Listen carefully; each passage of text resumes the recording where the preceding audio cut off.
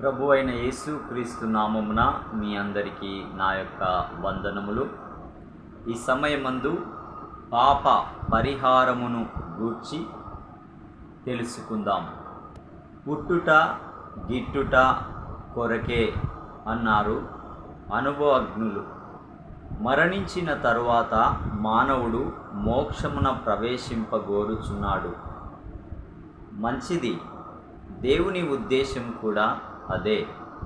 మన్నైనది వెనుకటి వలనే మరలా భూమికి చేరును.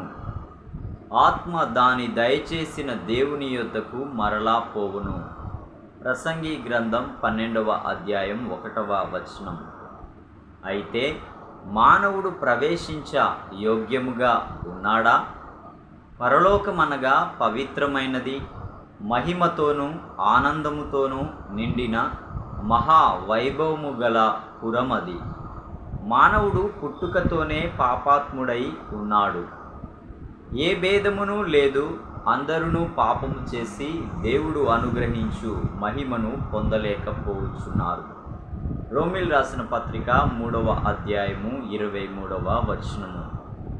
పరలోకము చేరాలనుకున్న ఈ మానవుడు జన్మ కర్మ పాపాన్ని బట్టి పరము కాదు గాని నిత్య నరకానికి మాత్రము వెళ్ళగలడు.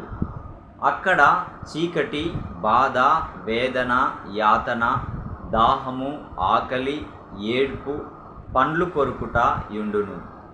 అగ్ని ఆరదు, పురుగు చావదు, యుగ యుగములు నెమ్మది లేక అక్కడ ఉండును.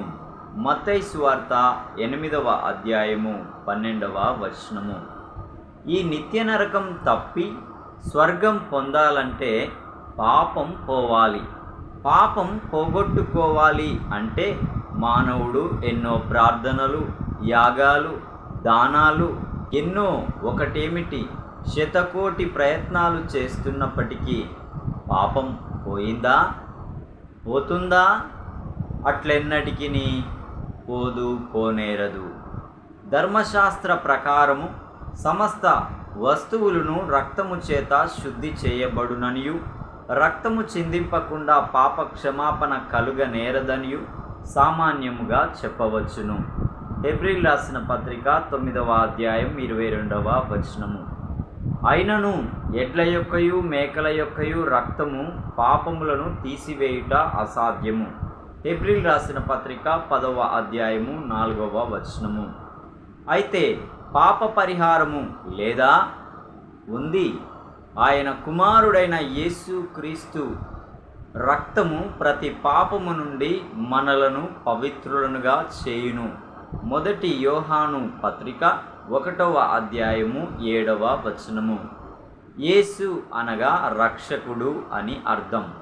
ఆమె యొక్క కుమారుని కనును తన ప్రజలను వారి పాపముల నుండి ఆయనే రక్షించును గనుక ఆయనకు యేసు అను పేరు పెట్టుదు అనెను.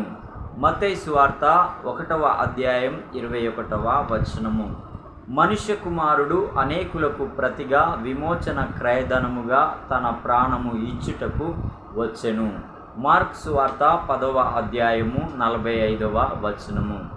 అందుకు దేవుడు ఆకాశ పక్షుల రూపమును గాని, భూజంతువుల రూపమును గాని, లేక సముద్ర మత్స్యముల రూపమును గాని ధరింపక ఆ పిల్లల రక్త మాంసములు గల వారైనందున ఆ ప్రకారమే మరణం యొక్క బలము గల వానిని అనగా అపవాదిని మరణము ద్వారా నశింపచేయుటకును, జీవిత కాలమంతయు మరణ భయము చేత దాస్యమునకు లోబడిన వారిని విడిపించుటకును ఆయన కూడా రక్త మాంసములలో పాలివాడాయెను. హెబ్రీయులకు రాసిన పత్రిక 2వ అధ్యాయము 14-15 వచనములు. పాపులను రక్షించుటకు క్రీస్తు యేసు లోకమునకు వచ్చెను. 1 తిమోతిలకు రాసిన పత్రిక 1వ అధ్యాయము 15వ వచనము. మనము తలతో చేసిన చెడ్డ ఆలోచనలకు ప్రతిగా ఆయన తలపై ముండ్ల మకుటము గ్రుచ్చగా రక్తము కారెను.